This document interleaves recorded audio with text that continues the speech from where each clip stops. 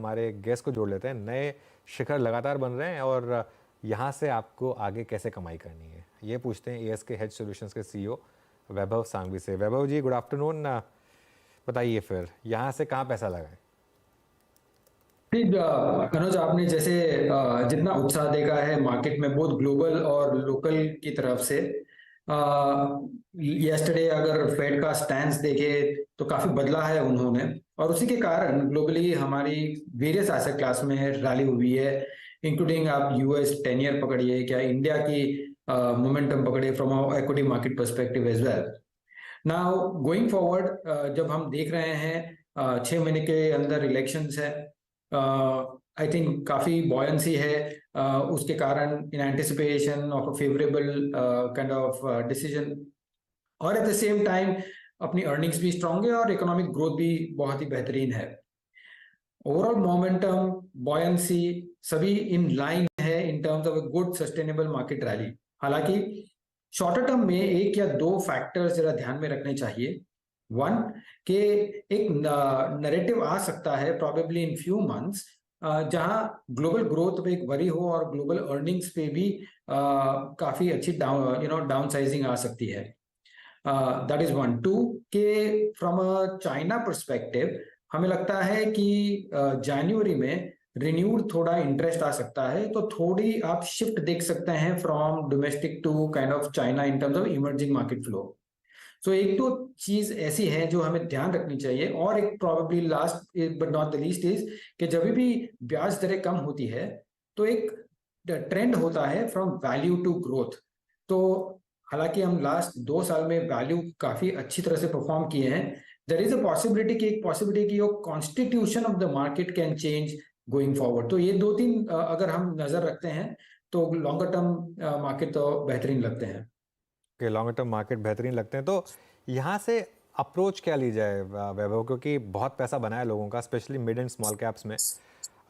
Large caps में अभी भी थोड़ा सा गुंजाइश है वैसे कई सेक्टर्स में, लेकिन आप फ्रेश पैसा कहाँ लगाएंगे?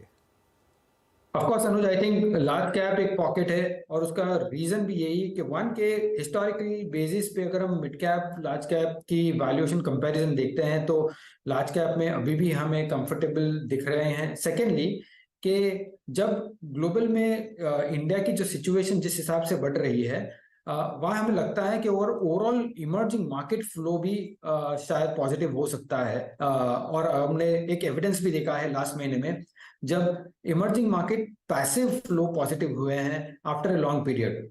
क्यों? प्योरली बिकॉज हमें लग रहा है कि ग्लोबली इंटरेस्ट रेट जब भी टॉप आउट होते हैं तब हम काफी अच्छे फ्लो देखते हैं from an emerging market basket perspective, और जब वहां फ्लो होती है तब इंडिया एक नेचुरल बेनिफिशियरी होता है, प्योरली बिकॉज अभी 16% of weight in emerging market is India.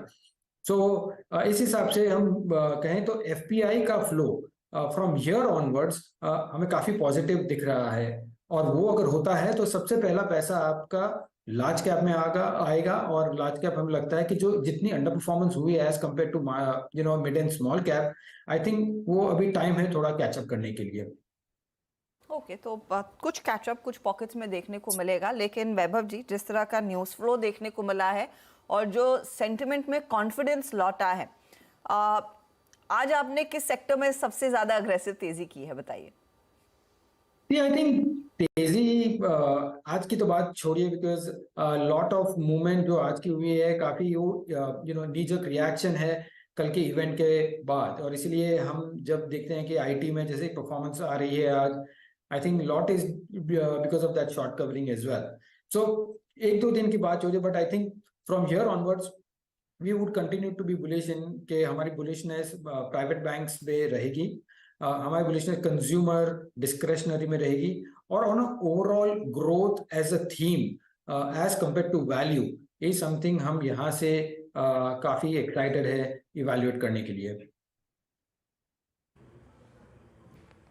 Okay वैभव जी, आज एक और चीज़ हुई, आई थिंक आज गोल्ड में बहुत स्ट्रॉन्ग मूव है, उसको बाजार सेलिब्रेट कर रहा है। आई थिंक जो लोग मल्टी एसेट अप्रोच लेके गोल्ड्स पे भी थे ईटीएफ्स के जरिए लॉन्ग, उन्होंने पैसा बनाया अच्छा। आपकी राय क्या थी? गोल्ड को एज अ गोल्ड प्ले करें, या फिर आपके पास एनबीएफसीज हैं प्ले करने के लिए, या फिर टाइटन इस स्ट्रेंथ को, इस चंक को आप कैसे प्ले करना चाहेंगे? आपका व्यू क्या है यहाँ पर? ठीक, all of these three are different. Gold usually हम देखते हैं तो वो डिफेंसिव बेट कहलाता है।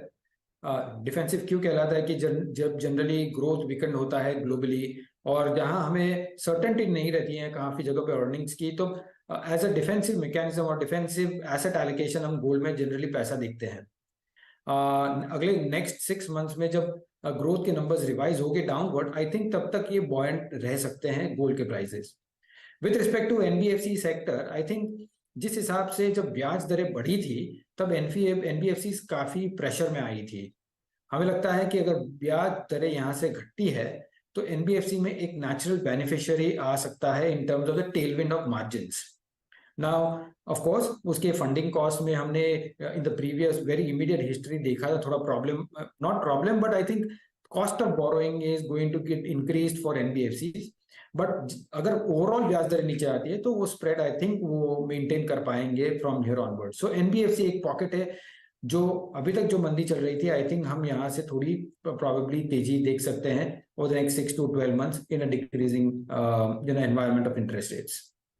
अच्छा, एक सेक्टर जिसकी अभी तक बात हुई नहीं, जिसने आज लीड किया मार्केट को, आईटी, क्योंकि मार्केट को शायद आज वो मिल गया जो मार्केट एक्सपेक्ट कर रहा था, या सबसे ज़्यादा बेस्ट केस सिनेरियो था कि यूएस में रिसेशन भी ना हो और रेट कट भी शुरू हो जाएं।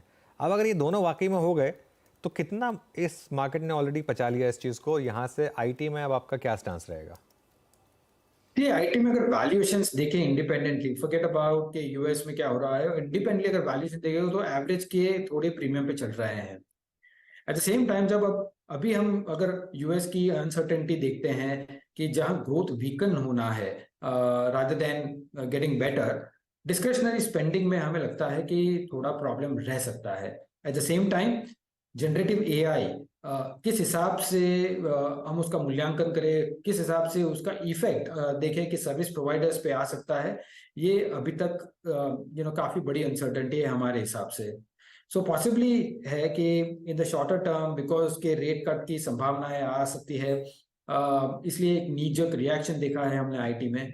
But from business stand point हमें लगता है कि अगर ये दो चीज पे अगर हमें क्लैरिटी मिल सकती है तो हम देख सकते हैं to be little bullish, but तब तक वी विल प्रोबेबली अवॉइड।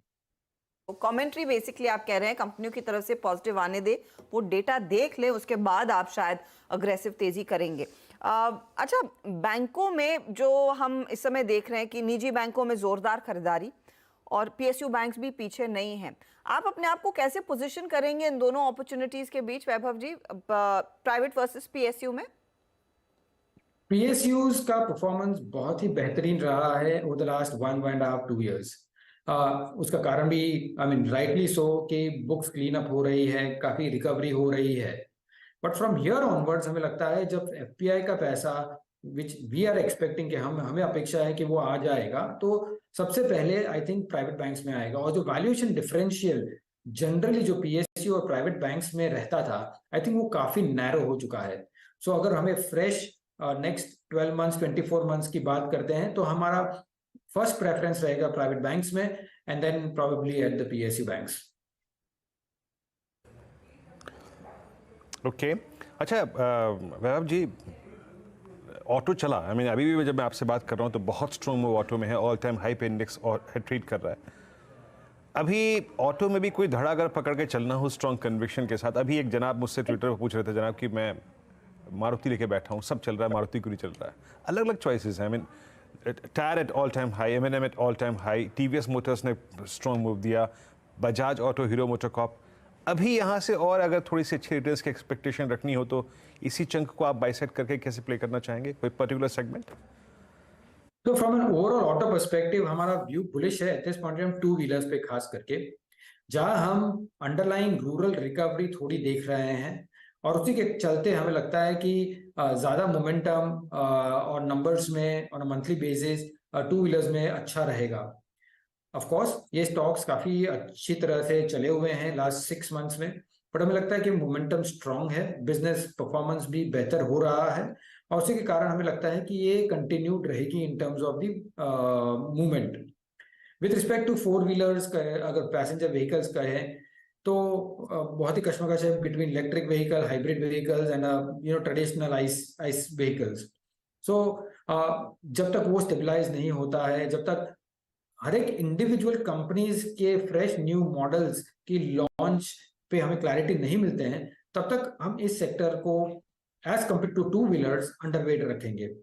और last but not the least, CVs में हमें लगता है कि हम towards the cycle, intermediate cycle top पे है, यहाँ से थोड़ी थोड़ी करेक्शन की संभावनाएं बन सकती है।